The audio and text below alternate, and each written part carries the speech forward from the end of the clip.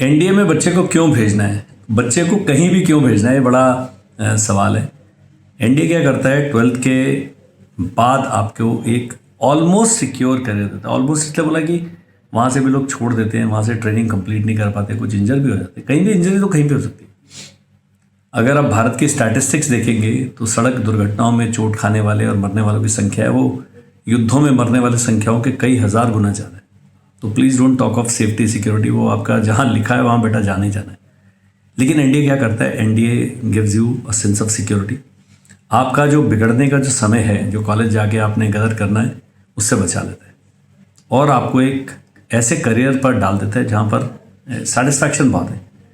If you draw satisfaction only from money then maybe the government services. Why फौज, कोई भी government service आपके लिए नहीं है। बिजनेस भी करना आपके बस का नहीं, और सबके बस का है भी नहीं।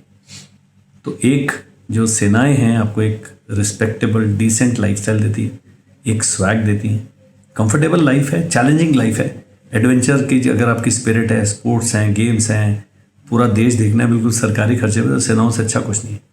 प्लस एक सेटिस्फैक्शन होता है दैट आपने देश के लिए कुछ किया है।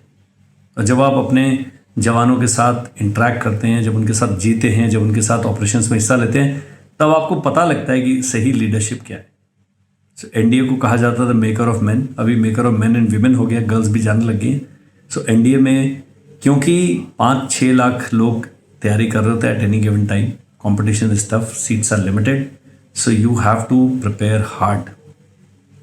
एंड ये प्रिपेयर हार्ड का मतलब है 3 साल आप अपना रिवीजन करें, सिलेबस को मास्टर करें।